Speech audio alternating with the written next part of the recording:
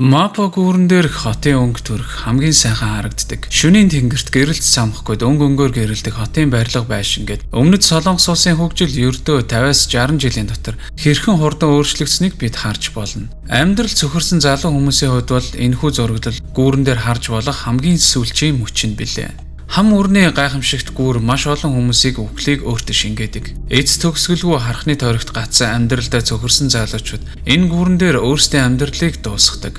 Мапогийн гүүр нь өргөн удам хам өрн нь гүн гүнзгий учраас амиа хорлогчдын хувьд энэ бол хурдан үхэж болох хамгийн дөт зам юм. 2010 оноос ахуулаад өмнөд Солонгосын сэтгцэн эрүүл мэндийн асуудал бүр илүү ихэд ордсон. Samsung Group энэхүү гүүрэн дээр болж буй үхлэлийг багасгахыг өчнөө одоо оролдооч дийлээгүй байгаа. Тэдний шийдэл нь ердөө л гүүрийг амьдралын гүүр хэмээн нэрийг нь өөрчилснээр болчих байх гэж бодсон. Гүүрний хашаан дээгүүр LED гэрлүүд тавьж өгснөөр эдгээр гүүрэн дээр урам зоригийн итгэл найдар өгөх үгнүүд бичсэн байгаа. Харин ч эсэргээрээ гүүрийг шинжилснээр амиа хорлолтын тоон 400 мянгаар нэмэгдсэн. Тэгэд оронд нь хашаа хаалтууд тавьж эхэлсэн. Камер өндөр хаалт онцгой аврагчид дохио өгдөг мэдрэгчүүдэд суурилуулсан. Шууд сэтгэл зүйчтэй ярилцах үнэгүй утасны бүхээгүүд тавьсан. Ингээд тодорхой хэмжээгээр амиа хорлох хүмүүсийн тоон буурсан ч тэр чигээрээ энэхүү үзэгдэл нийгмээс алга болоогүй юм. Нэг охин гүүрнээс үсрэх гэж оролдох үед хажуугаар нь өнгөрч байсан хүн түүнийг зогсоосон гэдэг. Тэгээд тэр хүнээс зүхтаагаад хажуугийн бүхээг рүү уцаар ярилцах үед сэтгэл зүйч ийм зүйлд хийвэл эцэг эгчин лав баярлахгүй байх та гэтэл тэрээр хариуд нь манай ээж намайг хүнд ч хэрэггүй хүн гэж хэлсэн гэдэг. Эндээс гүүрэнд биш өмнөд Солонгосын нийгэмд нүүрлэж буй гол асуудлын мөн чанарыг олох нь чухал болоод байгаа. Яг уу энэ бүхэн урам зоригийн үгс харуул хамгаалт хийх нь сайн ч нийгмийн гол асуудлыг шийдэж чадаагүй юм. Солонгосын залуучууд өнөөдөр өмнөд Солонгосын эдийн засгийн сэргэн мандал гайхамшиг хүртэх ёстой адил яагаад нийгмээр сэтгэл зүйн асуудал сэтгэл готролтой өнөөдөр амьдарч байна. Өмнөд Солонгос дайн өлсгөлэн хуваагдал талцал хүнд үеүүдийг туулж байж өнөөдрийн Азийн бар улс болж чадсан. Тэдний эцэг өвгдийн алсын хараа мөрөөдөл болсон утопиа нь эсэргээрээ залуу үеийг нухчин дарж байна. Дэлхий дээр Японтой адилхан дундаж төрөлтийн тоон улам бүр багассан. Улс төрийн тэмцэл, нийгмийн анги давхаргын хуваагдал гээд өдөр бүр шин залуу солонгосчуудад амьдрал хэцүү болж байгаа. Энэ бүгдээс хамгийн харгас нэг зүйл нь боловсролын системд эндүү их өрсөлдөөнтэй учраас өсвөр насны хүүхдүүдийн сэтгэл зүрхийг мохоож байдаг. Дундаж энгийн ахлах сургуулийн сурагчид нь стресстэй, депресстэй, нийгмийн амьдрал гэж байхгүй болсон. Хэрв чи солонгос сурагч байлаа гэхэд чиний хичээл 8 цагт эхэлнэ. Ингийн тулд чи бүгдээс илүү эрт босох ёстой. Сууд байлаа гэхэд сургууль руугаа бараг 1 цаг болж байж очино. Манайх бол тэгээд л 2-3 цаг шүү дээ. Өглөө 6:30-д босно. Харин Улаанбаатар 6:30-д нийтийн унаанд сууж сургууль руугаа явна. Өдрийн төгсгөл хүртэл хэдхэн цагийн завсарлагаараа нэг амс хийж өдийн хоолоо идэнэ. Хичээл сургууль найзуудтайгаа дүнгээр өрсөлдөнө. Энэ нь сурлагын төлөөх өрсөлдөөнөөс болоод хичээл завсардах юм бол чи бүгдээс хоцорно. Топ сургууль өндөр албан тушаал нийгэмд хүлээн зөвшөөрөгдөхийн тулд энэхүү ширүүн нийгмийг бүтээж байдаг. 4 цаг 30 гээд ашгүй нэг хичээл дуусна. Ингээд дууслаа гэж бодвол эндүүрэл шүү. Оройн хоол гэж нэг аяг гомон идвэл барав. Оройн давтлага эхэлнэ. Үүнийг хагван гэдэг. Энгийн хичээлийн цагаас илүү хатуу дэг журамтай. Энд өнгөрөөж байгаа цаг бүр үнэтэй. Гэр бүл чи хамаг мөнгөө шавхаад энд чамайг сургаж байгаа. Эцэг эхийнх нь хамаг хадгаламж тэдний сургалтын төлбөрт явсан. Стрессийн түвшинд дэндүү өндөр. Ядуу гэр бүлүүд ихэнх нь мөнгөө хоол хүнс гэхээсээ илүү өр хүүхдүүдийн сургалтын төлбөрт зарцуулдаг. Сурагч хүнд байж боломгүй амьдралын их хүнд ачааг тэд үүрч эхэлж байгаа. Ингээд 8 цаг юм уу 10 цагт хагван дуусдаг. Ингээд тэр өдөр нь дуусаж байгаа. Мэдээж энд бас дахиад гэрийн даалгавар гэж бий. Энэ бүгдээс хамгийн чухал нь энэ бүхнийг сонсвол тэдэнд ер нь чөлөө цаг гэж байдгийм үү гэж бодох байх. Тэдгээр хүүхдүүд яаж даалгавар хийж чаддаг байна гэж бодож магадгүй. Хариулт нь ихэнх нь чаддаггүй. Эцэг ихэн тэдний өмнөөс заримыг нь хийж өгнө. Ингээд 11 цаг гэхэд өдөр дуусаж бушуухан орондоо орно. Өндөр стрессийн түвшинд дэлгэц зурагт ном сонин өдөр бүр ширтэнэ. Сайн унтаж чадахгүй бол шөндөө 6 цаг л нойр авч маргааш нь хичээлдээ явна. Энэ бол чимээгүй алуурчин сэтгэл готрол, депресд, аажмаар дасгаж сэтгцийг нь өвчлүүлэх замнал. A recent survey showed that young South Korean students are suffering from lack of sleep, and more than half of students chose study as a reason of their sleep deprivation. Especially high school students average 6 hours and 3 minutes, which is about an hour and 15 minutes less than the US high school students' sleep amount. Нойр хөдөл бол тоглоом биш. Энэ нь эргээд сэтгэл хөдлөлөө зохицуулж чадхаа болж байгаа юм. Нийгэмд хүлээн зөвшөөрөгдөх нь энэхүү боловсролын системийг хэр өндөрт мандан бадарч цойлж гарахаас шалтгаалдаг болохоор тэд ийм их сахилга баттай байж чаддаг. Үүний үр дүн эсвэл үр дагавар нь юу вэ? Энэхүү амьдралын хэмнэлээр хэдэн 10 жил яваад эцсийн хүрхцийг нь сайн дүүн тэгээд жилийн эцсийн шалгалт бол сесат юм. Энэхүү 8 цагийн шалгалтын марафон дан ганц ой тогтоолт дээр үндэслэлсэн. Давчуу цагийн хуваар хамгийн асуултын хүнд сэдвүүдтэй сургуультай хэдийн хэмжээний цаг зарцуулсан тэдний шалгалтын дөнгө нь нийтэд нь дундчлаж гаргана. Энэ нь хүн бүр нэг нэгнтэйгээ өрсөлдөж байсан юм. Топ игнэнд багтах боломжийн үр дүн шагнал нь хэмжээлшгүй. Сөүлийн хамгийн том топ сургуулиудад орно. Samsung болон Hyundai хэмээх томоохон корпорацид ажилд орох боломжоор хангагдана. Энд өндөр албан тушаал хашнаа. Эдгээр ажилд орно гэдэг тэр чигээрээ цалин хангамж амьдралын баталгаа болж байгаа юм. Сайн амтар түүх болон Солонгосын анги давхаргын нийгэмд өндөр байр суурь эзлэнэ. Мэдээж энэхүү ажилдаа ороод өшөө олон цагаар ажиллана. Энэ бол хичээл хийхийн хамгийн сайн тал нь. Шалгалтандаа унсан хүүхдүүдийн хувьд энэ бол амьдралын төгсгөл болдог. Бүтлгүүтэл гэдэг бол тэдний хувьд гэр бүл, нийгэм, соёл, эх орноо ичгүрт оруулж байгаа хэрэг гэж ойлгодог. Сайхан амьдрал эсвэл насан туршдаа хүнд хэцүү хөдөлмөрлөхийг сонгоно. Энэхүү дарамтыг шалгалтаа өгсөн оюутнуудад хэрхэн санаа алдаж байгаагаа ярилцлагаас нь харж болно. 기대했던 시험이었고 또 1년 동안 되게 열심히 준비했던 시험이다 보니까 시원섭섭하네요. 머리는 어떻게 이렇게 됐을까요? 아 이게 항상 그 고비인 부분들이 있을 때마다 제가 머리를 쥐어잡는 습관이 있어가지고 그것 때문에 저렇게 붕붕 뜨게 된 것 같아요. Зарим нь олон жилийн стрессээ энэхүү шалгалтын дараа гаргаж байсан. Эцэст нь олон жил сурсан бүхнээсээ чөлөөлөгдөх тэр мэдрэмжүүдийг авцгаасан. Зарим оюутнууд нь өөрсдийгөө буруутгаж байлаа. Энд зарим залуусын сэтгэл готрол, далд хар бараан хүчигний ард байгаа сэтгэл зүйн асуудлыг харуулаагүй байгаа.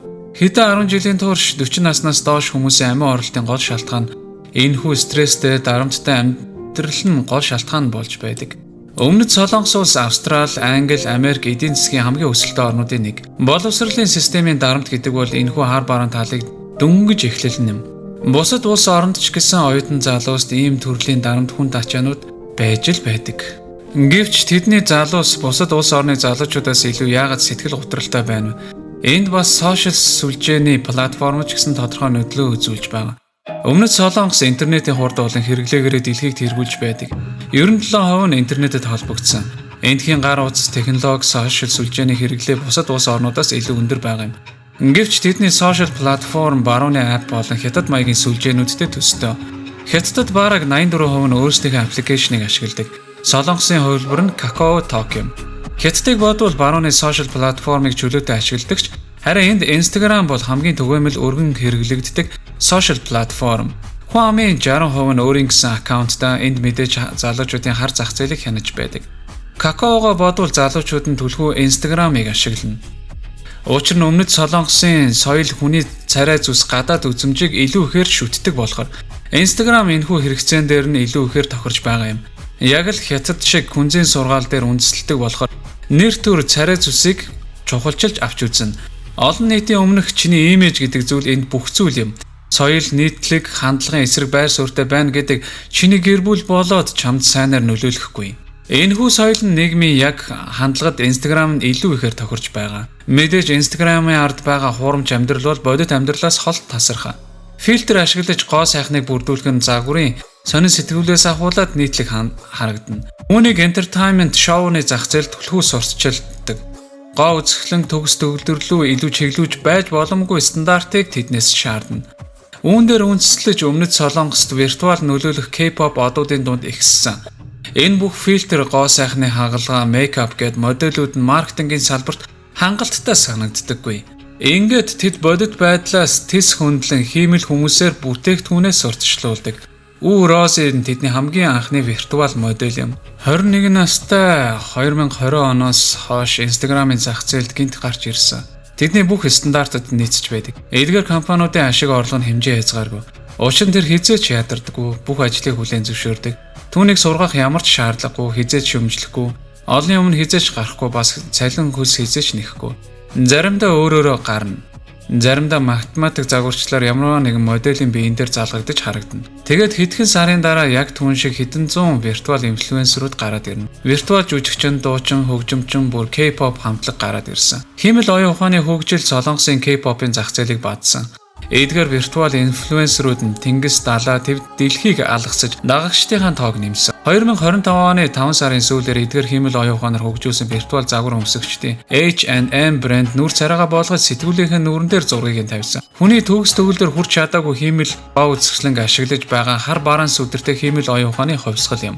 Энэхүү хувьсгалыг манлайлж байгаа нь Өмнөд Солонгос улс юм. Энэ нь залуучуудад муу үлгэр дуурайл үзүүлж байгаа. Өөрийнхөө жин биеийн хэлбэр хэмжээнд сэтгэл дундуур байгаа хүмүүсийн хувьд сэтгэл зүйн дарамт болж байгаа нь харамсалтай. Бүр олонний танил хамгийн гоо үзэсгэлэндээ олонний танил хүмүүст хүртэл бусадтай өөрийгөө харьцуулах өөртөө сэтгэл хангалуун бус байх нь элбэг гэвэл та итгэх үү? K-pop-ын салбар нь энэхүү сөрөг өрсөлдөөний бодит бус гоо үзэсгэлэн хөхүүлэн дэмждэг хамгийн том салбар юм. Энэхүү хар бараан зах зээлийн золиос болсон дуучин бол Сүли юм. Залуу наснаасаа K-pop-ын гүнж болоод түүний карьер нь пуужингийн урдаар дээш өссөн. Эхэндээ түүний амжилтын түүх нь яг л үлгэрт гардаг классик түүхтэй төстэй. Бага наснаасаа бэлтгэгдэж түүний K-pop хамтлаг болох FX нь анхны сингл альбомоо гаргахад тэдний дуунууд нь чартыг тэргүүлж эхэлж байгаа юм. BTS-ээс өмнө тэд хамгийн алдартай K-pop хамтлаг байсан. Бусад K-pop одуудыг бодвол тэрээр маркетингийн байж боломгүй төгс төгөлдөр байх стандарт шаардлагуудыг эрс эсэргүүцдэг байлаа. Нүүр бодолд фильтргүй зураг байнга тавьдаг байсан. Тухайн цаг үеийнхээ гоо сайхны хэмжүүр нийгмийн хүлээлтэд эсрэг байр суурьтай байсан. Энэхүү нийгмийн табу болсон төгс бус шаардлагуудыг олон нийтэд шүүмжилж, хайр дурлал болон сэтгэл зүйн эрүүл мэндийн хувьд ч гэсэн ямар их дарамт болж байгааг эрс эсэргүүцэж сошиал дээр ямар нэгэн пост эдэр тавьдаг байсан. Энэ нэргээд түүнийг нийтэд үзэн ядуулж маш их сөрөг комментүүд ар араасаа цугарсаар сошиалар түүнийг бүүлэдэж гадуурхаж эхэлсэн. Доромжлох байтугай амь насанд хүртэл занал хэлж эхэлжээ. Энэхүү нийгмийн гадуурхалд доромжлыг удаан давтагдсанаас болж сэтгэл гутралд орж эцэст нь амиа хорлдог. Singer and actress Holly, a former member of the K-pop girl band FX, was found dead Monday afternoon. Holly had been harassed by malicious online comments throughout her career and had openly spoke about her experiences on cyberbullying.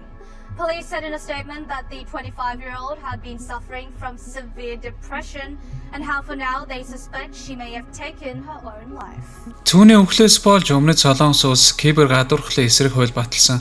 Хэрэв хэн нэгэн онлайнаар үзэн ядсан амин занал хийсэн комент үлдээвэл цагдаагийн кибер гэмт хэрэгтэй тэмцэх тасаг нь тухайн хүний нэр ус хаяг байршлыг тодруулаад хуулийн арга хэмжээ авахар болсон. Энэ бол системийн гажуудал учраас асуудал өөрчлөгдөг харин хэвээрээ л үлдсэн. Гадаад үзмжиндээ хитрхи анхаардагаас болж хүмүүс гоо сайхны төгс төгөлдрийн хэмжүүрт хүрэхийн тулд мис засалд орцгоодог. Тиймээс Өмнөд Солонгосыг гоо сайхны хагалгааны эх орон гэж хэлэхэд буруудахгүй.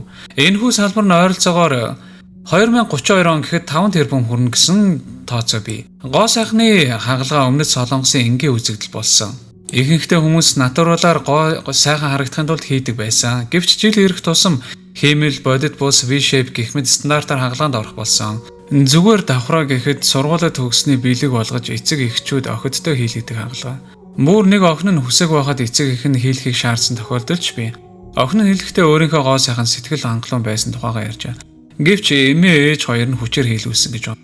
Мэдээж энэ бүхэн зар сурталчилгаа, K-pop-ын олонний танилуд гээд гоо сайхны стандартыг хэтэрхий өндөр тавьж инфлюенсерүүд зураг тооцоод гээд нийгмийг тийм байх ёстой гэсэн чиг хандлага руу хөтлөж байдаг. Нийгэмд хүлээн зөвшөөрөгдсөн үзэсгэлэнтэй болгоно гэсэн амлалт тархинд нь суулгаснаар ийм байдалд хүрч байгаа. Ингээд Instagram, хиймэл оюун ухаан, хуурамч фильтр гээд бүгд энэхүү асуудлыг улам бүр дэвэргэж байгаа. Ингэж явсаар бодит бус гоо сайхны хэмжүүр газар авсаар эртний нэгэн домогтой адилхан санагдаж байгаа үз. Амьдралдаа биш гадаад үзмжиндээ санаа зовсон хүмүүс л ихсэж байгаа. Нарциссус гэдэг өөртөө дурласан залуу шиг өөрсдийнхөө тусглаас цаадах амьдралыг олж харж чадахгүй байгаа юм. Энэ нь яагаад том асуудал вэ гэхээр эндээс Өмнөд Солонгосын төрөлд бага байгаагийн бас нэг шалтгаан юм. They've just applied for a recently introduced government child rearing grant. The grant of 500 to 700 euros per month for 2 years is the latest attempt to address South Korea's growing demographic crisis. Many blame the low birth rate on the high cost of living, which has soared in recent years. Боловсролын системийн хатуу систем нь хүмүүсийн амьдралын өртөг хүлээлтээс болж хинч хүүхэд гаргаж эрсдэл үүрхийг хүсэхгүй байна. Томоохон хотуудад амьдрах нь дэндүү их үнэтэй. Гадаад үзмжиндээ дэндүү их анхаарсан виртуал болсон хосуудын болзоотой амьдрал болон харилцаа холбоог үгүй хийж байгаа. Сошиал сүлжээнээс болж хүмүүсийн бие биендээ тавьдаг шалгуур нь дэндүү өндөр болсон. Гэр бүл болж хормоо ихийн тулд хэдэн зуун сая вон шаардлагатай учраас Өдөр шөнөгүй завгүй ажиллаж тэд өөрсдөө ч цаг гаргаж боломж байдаггүй. Энэ бүхнээс болж дэлхий дээр хамгийн их төрөлт багтаа улсын тоонд орж байна. Ингээд энэ нь залууст асар их дарамт болж байгаа. Ингээд зогсохгүй нийгмийн халамжийн бодлого төлхөө хөгшин хүмүүс рүү чиглэж байгаа болохоор тэдгүүрийн насны хүмүүсээ тижээх гэж тэдний төлөө татвар төлж амьдралаа өрнө. Хүн амын бараг хагас нь өндөр насны халамжаар амьдрна. Ингээд хөгшчүүд дэндүү их, залуус нь дэндүү бага. Төрөлт бага байгаагаас болж нийгмийн ачааг эдгээр залуу хүмүүс нуруунд дээрээ үүрч байгаа. Өмнөд Солонгос улс маш олон барууны соёл, хэв маяг брэндүүд, инфлюенсерүүдийг дэмждэг. Гэвч ихэнх хүмүүс энд уламжлалт соёлт, гендрийн тэгш бус байдалд баригддаг. Гэвч үүний эсрэг эмэгтэйчүүд нь тэмцэж байгаа юм аа. Дөрөв бие хөдөлгөөн гэх мэт зүйлс нь газар авч тэд уламжлалт нөхөрт гарч хүүхэд гаргаж гэрээ эзэгтэй байхын эсрэг байр суурьтай карьераа амьдралаа хөөж ганц бие байхыг илүүд үзэх болсон. Контентны ихэнд хэлсэн мапа гүүрэн дээр амиа хорлдог хүмүүсийн дийлэнх тохиолдол нь ганц бие ирчүүдийн энэ асуудал нь зөнхөлж байгаа. Энэ хөдөлгөөнийг эсэргүүцсэн бас уламжлалт соёлыг төлөөлөгч нэг нөхөр эсэргүүцлээ илэрхийлж үзүүлэн болгож гүүрнээс өсөрсөн. Мэдээж амиа хорлох гэж биш өөрийгөө усанд сэлдэг гэж бодсон учраас эргэрүү сэлээд гарчихна гэж бодсон. Гэвч аврагчид түүний цогцыг 3 хоногийн дараагаас олсон гэдэг. Гендрийн асуудал бол эрт дээр үеэс ахуулаад өнөө хүртэл өрнөж буй нэг зүйл. Нас, олох орлого, нийгмийн байр суурь, царай зүс, эдгээр нийгмийн төгс бус хэмжүүрүүд Солонгос улсыг хоёр хувааж байгаа юм. Энэ бүх асуудлууд байсан ч яагаад энэ бүхнийг өөрчилж болохгүй байгаа юм бол гэж та гайхаж байна уу? Үүний хариулт бол асуудлын сүүлчийн нэг хэсэг. Хин бүхнээс ашиг олж байна. Цэргийн дэглэм диктатур төрт нуруу унснаар жинхэнэ эрх мэдэл улс төрчдөд биш эдгээр үе удамд амьдсан гэр бүлийн бизнесийн корпорациудад шилжсэн. Тэд бол хөшигний ард нуугдаж уснаас хуурай гардаг нийгмийг удирдах байдаг элит гэр бүлүүд. Зөвхөн эдгээр компаниудад боловсон хүчин бэлдэх гэж боловсролын системдээ тэд өрсөлддөг. Тэр компаниудад ажлын байртай болох гэж өвхөн хатан зүтгэн. Тэдний эцсийн зорилго амьдралын баталгаан Samsung эсвэл Hyundai хэмээх томоохон корпорациудад өндөр албан тушаал ажилтай болох гэж өрсөлддөг. Энэ бол нийгмийг загварчилж буй зөвхөн ажилчаа анги бэлтгэх систем юм. Имиж бүрдүүлэх соёлын хүртэл хүмүүсийн нийгмийн асуудлаас хүндэрүүлэх нэг арга хэрэгсэл. Хүмүүс нийгэмд болж бүтэхгүй байгаа зүйлсэд биш зөвхөн өөрсдийн гадаад үзмж бас K-pop шоу, entertainment анхаарал хандуулна. Виртуал ертөнц бол үүний дараагийн түвшний өөр нэг хэлбэр юм. Өөр хоорондоо өрсөлдснөөр нийгмийн асуудал элит гэр бүлүүдийн эсрэг биш. Улс төрийн асуудалд оролцуулахгүйгээр оюун санааг нь завгүй байлгана. Тэдэнд өндөр үнээр олдсон ардчлалыг эцэг их нь яаж авчирсныг залуу энэ сайн мэдэхгүй байгаа. Ингэсэн ч өмнөд Солонгос бол ирээдүг харуулж байдаг. Ирээдүг бол баруун эсвэл өрнөдөд биш Азад оршиж байгаа. Технологи, entertainment соёлоороо дэлхийд тэргүүлэхээр өрсөлдөж байгаа. Ингэсэн ч өмнөд дурдсан эдгээр асуудлууд улам бүр нэмэгдэнэ. Сайхан амьдралын төлөөх тэмцэл гадаад үзмжиндээ анхаарах үзэгдэл төрөлт бага байгаа нь манай Монголд ч гэсэн байгаа нэг асуудал. Нийгэм зөвхөн цөөнхийн гарт орсноор тэдний ашигын төлөө үйлчилдэг нийгэм нь угаасаа капитализмын өршөөлгүй хатуу үнэн билээ. Хаач байдаг элбэг үзэг. Гэвч Солонгос улсын хөгжлөөс бидэнд суралцах зүйлс дэндүү их. 50-60 жилийн өмнө 5 давхар байшингүй тагцнаасаа салаагүй байшинтай ядуу ард түмэн биднийг хол тасарч хайсан билээ. Харин бид тэд хүчрхэг цэрэг аримтай үйлдвэртэй бүтээн байгуулалтаа Азийн цагаан дагин улс байсан юм. Бидэнд өмнөд Солонгосыг муулах эрх байхгүй ч бид тэдний нийгмийн соёлын чиг хандлагыг дуурайх албагүй. Харин хөгжлийн түүхээс нь суралцах ёстой.